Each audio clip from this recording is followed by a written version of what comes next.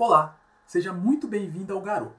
E antes que você se pergunte, já vou adiantar a dúvida que deve estar rondando a sua cabeça neste exato momento. Afinal, por que esse canal se chama Garou? Convenhamos que é uma dúvida pertinente, e meio que já posso spoiler que a Garou foi uma revista japonesa de mangás independentes. Só que para nos aprofundarmos ainda mais, temos primeiro que examinar o contexto de sua criação. E para isso, vamos voltar ao ano de 1939. Mais especificamente, para a madrugada de 1º de setembro de 1939, quando Hitler decidiu invadir a Polônia após a assinatura do Pacto de Não Agressão com a União Soviética, dando início assim à Segunda Guerra Mundial, que duraria de 1939 até 1945. Lembremos que na época, empunhando a bandeira do sol nascente, o Império Japonês se uniu à Itália fascista de Benito Mussolini e à Alemanha nazista de Adolf Hitler, formando o que ficou conhecido como os países do eixo, em contraposição aos países aliados, encabeçados por Estados Unidos, Inglaterra, França e União Soviética. Como sabemos, o ataque da aviação japonesa à base naval de Pearl Harbor no dia 7 de dezembro de 1941 acabou precipitando a entrada dos Estados Unidos na guerra, o que nos leva direto, e sem perder muito tempo, para a rendição japonesa em 1945, após os americanos lançarem a bomba atômica Little Boy em Hiroshima no dia 6 de agosto de 1945 e a Fat Man em Nagasaki 3 dias depois.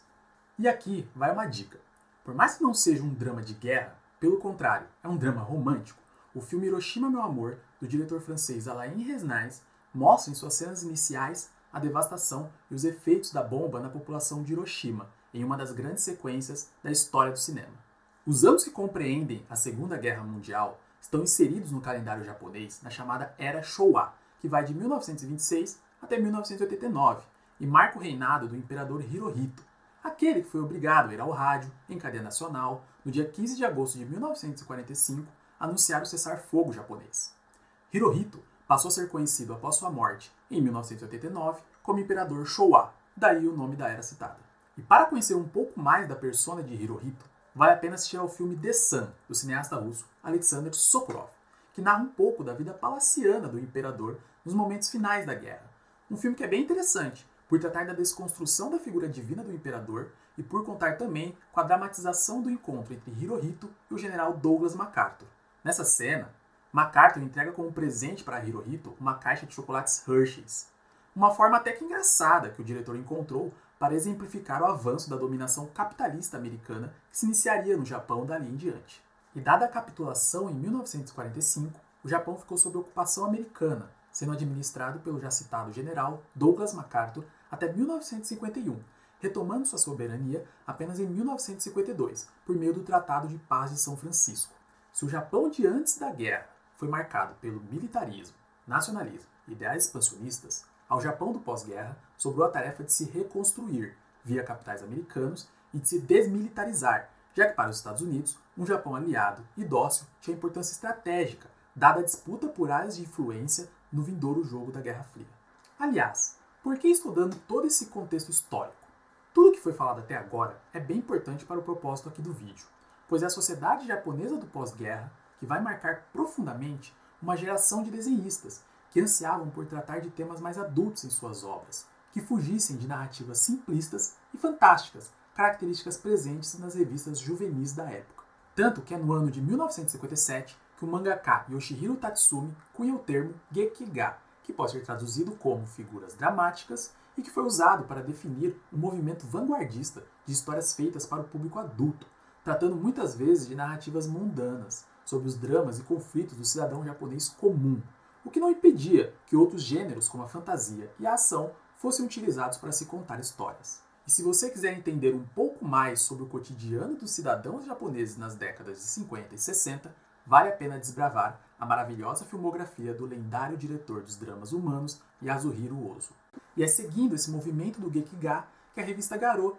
é fundada em 1964 por Katsuichi Nagaya com a ajuda de Sanpei Shirato, autor de A Lenda de Kamui. A Garou serviu de casa para o movimento Gekiga na década de 60, atraindo figuras influentes como Yoshiharu Tsugi, que subverteria na própria Garou o jeito de se fazer histórias com seu conto surrealista Neji Shiki e que no Brasil conta com a publicação de O Homem Sem Talento, pela editora Veneta.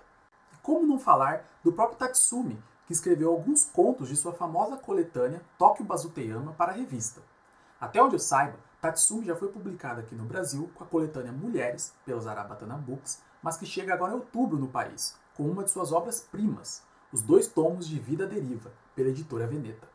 Ah, e para os mais interessados, existe uma animação lançada em 2011 chamada Tatsumi, do diretor singapurense Eric Koo, que mescla trechos da vida de Yoshihiro, retirados de seu Vida à Deriva, com alguns de seus contos adultos, uma ótima introdução ao trabalho do autor. Outro desenhista de peso a também figurar nas páginas da Garou foi Shigeru Mizuki, mestre das representações dos yokais, as criaturas sobrenaturais do folclore japonês, e que conta no Brasil com 2 publicações feitas pelo selo Tsuruda Devir, Marcha para a Morte, sobre a futilidade da guerra, e Nononba, um trabalho sobre a infância e o amadurecimento. A revista Garou teve seu ápice em 1971, com 81 mil exemplares, mas conviveu na maior parte de seu tempo com tiragens bem menores, beirando as 5 mil cópias, e conseguindo se manter independente até 1991, quando foi comprada por uma empresa de videogames, o que fez com que ela fosse perdendo seu caráter experimental, findando assim com seu último número publicado em dezembro de 2002. De acordo com o jornalista e escritor britânico Paul Gravett, Garou, formado pelos katakanas Ga e Ro, pode ser traduzido como galeria de arte, e o objetivo deste canal é ser uma grande galeria de obras que são pouco comentadas aqui no YouTube, tanto na literatura quanto nos quadrinhos, tentando sempre que possível, e como fiz neste vídeo, referenciar outras mídias, como filmes, por exemplo. A Garou e seu espírito disruptivo foi de suma importância, não só para a história dos mangás no Japão, influenciando até o deus do mangá, Osamu Tezuka, a lançar em 1967 a sua própria revista mensal de Gekiga chamada Kon, como também foi importante para os rumos mundiais dos quadrinhos na segunda metade do século XX, inspirando inúmeras gerações de desenhistas até os dias de hoje. E é isso, seja muito bem-vindo, obrigado pela atenção e não se esqueça de se inscrever no canal, curtir, compartilhar e ativar o sininho para não perder nenhuma de nossas notificações. E nos vemos numa próxima aqui no Garou.